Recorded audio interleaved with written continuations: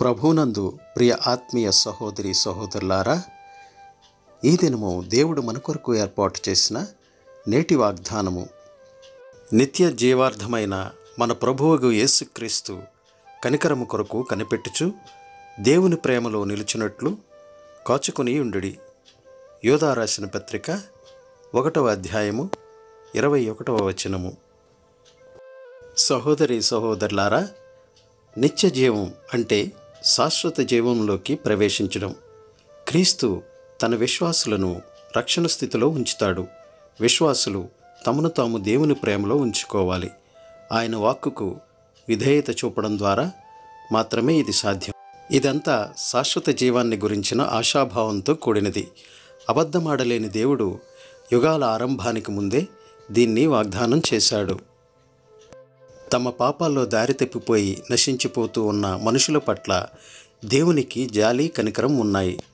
మనుషులు మంచివారని, తన ప్రేమకు యోగ్యులని కాదు ఆయన వారిని ప్రేమిస్తున్నది. ఆయన ప్రేమ గలవాడు కాబట్టి ప్రేమిస్తున్నాడు.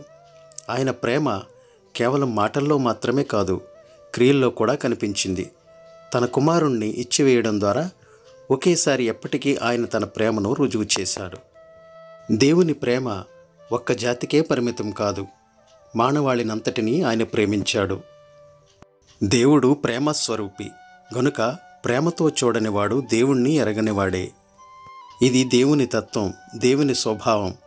ఆయన ప్రేమించకుండా ఉండలేడు. అయితే నెరవేరి కనబడ్డ ఆశాభావం కాదు.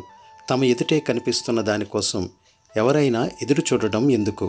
కానీ చూడని దానికోసం మనకు ఆశాభావం ఉంటే దానికోసం ఓర్పుతో ఎదురు చూస్తూ ఉంటాం.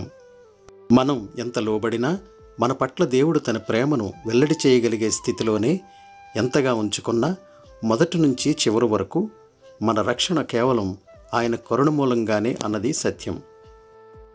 అనుగ్రహింపబడిన ఈ వాగ్దానం నిమిత్తము ప్రార్థన చేసుకుందాం.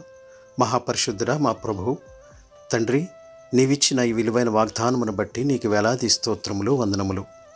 మా ప్రభు, నీ వాగ్దానంలో మీరు ఉపదేశించినట్లుగా తండ్రి, శాశ్వత దేవునితో కూడిన కనికరము కొరకు కనిపెట్టుకునమని తండ్రి, దేవుని ప్రేమలో నిలిచినట్లు కాచుకొని ఉండమని మీరు సెలవిస్తున్నారు.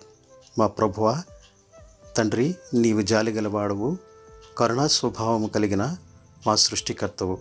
తండ్రి, నీవు మాపై చూపించిన ప్రేమ తండ్రి నీ మరణమును కోరుకుని ఉన్నది.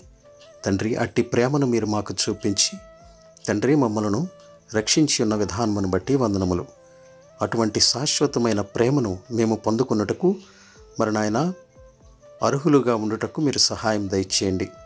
తండ్రి, మేము నీ కనికరము కొరకు కనిపెట్టువారముగాను దేవుని ప్రేమలో నిరీక్షణతో కూడిన జీవితాన్ని కలిగి ఉండువారముగా ఉండుటకు సహాయం దయచేయమని ఈ వాక్యం వింటున్న ప్రతి ఒక్క బిడ్డ కూడా తండ్రి నాయన తన వ్యక్తిగత జీవితంలో ప్రేమతో మెలుగుటకును తండ్రి నీ క్రీస్తు ప్రేమను అందరికీ పంచగలిగే మంచి స్వభావమును, బుద్ధిని దయచేయమని నాయన తండ్రి నిర్మలమైన మనస్సును మేము కలిగి ఉండి తండ్రి నిరీక్షణతో నీ ప్రేమలో మమ్మల్ని అందరినీ నిలుపమని, నీ కృపా సమాధానములు ఎల్లవెల్లా మా అందరిపై ఉంచి నడిపించమని మా ప్రభువును ప్రియరక్షకుడైన యేసు వారి దివ్యనామమున అడిగి వేడుకొంచున్నాం తండ్రి.